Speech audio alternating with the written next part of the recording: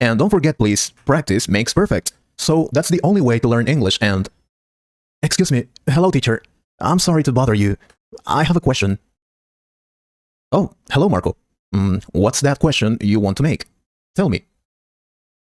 Yeah, thank you. What happens is that I'm having trouble improving my English. Well, you are not bad. In fact, you did well in the last exam. What's the matter?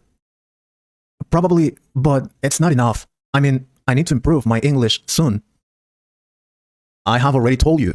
You only need to practice. That way, you'll improve your language skills.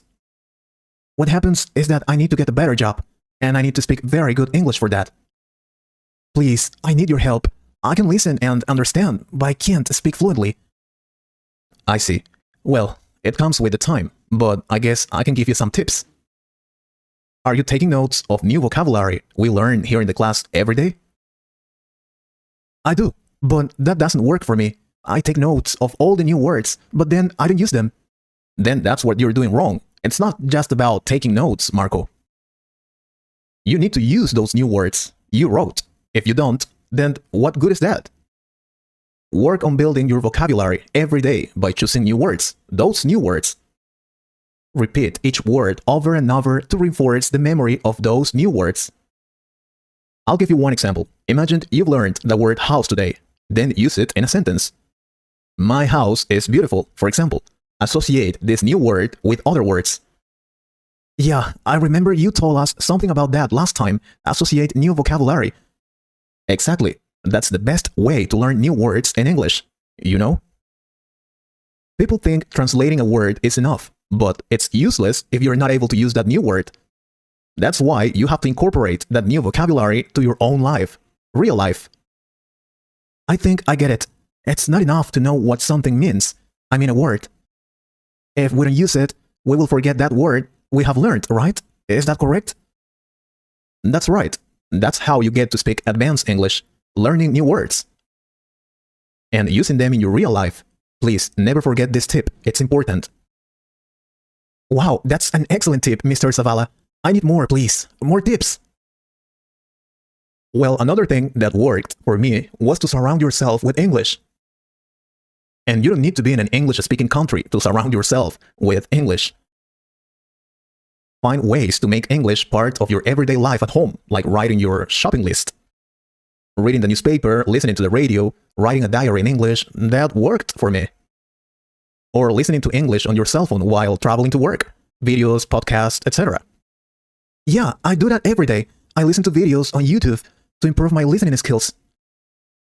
That's great, but sometimes it's not enough. You need to listen and pay attention. If you don't understand a new word or phrase, then take notes of that and start using it. I've already told you that in the first tip. Oh, you can also make English friends. English friends? You mean people who speak English? Or people who want to speak English? It can be both of them. The idea is to get friends with your same goals, the same objectives. That way, you will help each other to improve your English by practicing and correcting your friends. I see. But I told my friends to practice last time, and they were motivated at first, but then... I know. That also happened to me. They're motivated at first, but then they give up. And that's normal, because this is not something easy to do. It takes hard work.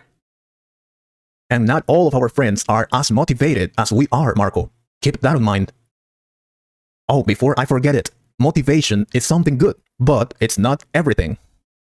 Being motivated is good to start doing something, but you can't be motivated all the time. And when there's lack of motivation, you will need something really important. Discipline. Discipline? I am disciplined. I always do my homework and projects on time. Yeah, but that's because if you don't do them, you will probably get a bad score, right? Being disciplined is to commit yourself. Do what you have to do, even if you don't want to. Oh, I think I get it. I have a question. Is it really necessary to read books in English? Read everything you can get your hands on. Classic literature, paperbacks, newspapers, websites, emails, your social media feed, cereal boxes. If it's in English, read it. Why? Well, this content will be full of juicy new vocabulary, as well as a fair amount you already know. This helps you improve quickly as re-exposure to learned vocabulary gives you new examples in context. It's not necessary you read boring books about culture, history, drama if you don't like them. But read whatever you want to read in English, even if it's a comic book or whatever. Excellent. I was worried about that. I don't like reading books.